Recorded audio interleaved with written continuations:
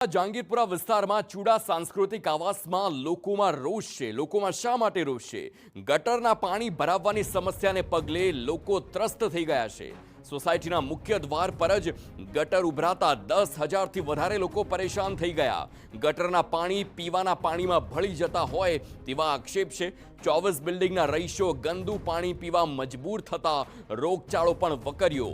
આવાસમાં મચ્છરોના ઉપદ્રવથી સ્થાનિકોને તાવ અને મેલેરિયાની બીમારી છે। અનેક રજૂઆતો છતાં ગટર અને પાણીની સમસ્યાનું નિવારણ ન આવવાના પણ લોકો આક્ષેપ કરી રહ્યા છે। જો સમસ્યા નહીં ઉકેલાય તો સ્થાનિકોની ધરણા પર બેસવાની પણ ચીમકી છે।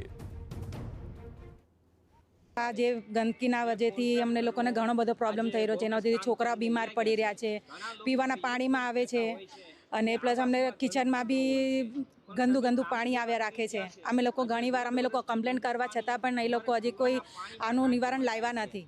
જવાબમાં તો એવું છે કે અમે લેખિતમાં અરજી કરીએ છીએ, ઓનલાઈન અરજી કરીએ છીએ તો અમારી અરજી રિજેક્ટ કરી નાખે છે। એસએમસીમાં પણ કરી છે અને અમારા કોર્પોરેટર વિજયભાઈ છે અમે રૂબરૂ બોલાવીને પણ અમને કીધું છે, છતાંય આ વાતનું અમારું કોઈ નિવારણ આવતું નથી। સ્થાનિકોનું કહેવું છે કે સોસાયટીમાં સમયસર કચરાની ગાડી પણ આવતી નથી, જેના કારણે કોન્ટ્રાક્ટરોની નબળી કામગીરીના કારણે સોસાયટીમાં ગંદકીનું સામ્રાજ્ય છવાયું છે અને મચ્છરોની સમસ્યા વધતા લોકો બીમારીના ભરડામાં આવ્યા છે। વહેલી તકે સમસ્યાનું નિવારણ આવે તેવી માંગ પણ ઉઠી છે અને જો નિવારણ નહીં આવે તો સ્થાનિકોએ આંદોલનની ચીમકી પણ ઉચ્ચારી છે।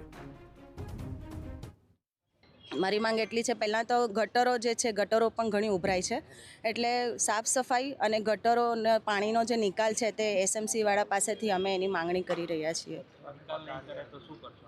નિકાલ જો નહીં થાય તો અમે લોકો ધરણા પર બેસીશું, કલેક્ટર પાસે જઈશું। એસએમસી જો નહીં અમારી વાત સાંભળે તો અમે કલેક્ટર ઓફિસે જઈને અમે આખા જેટલા બી રહેવાસીઓ છે ચૂડા સંસ્કૃતિના એ બધા અમે ત્યાં ધરણા પર બેસીશું।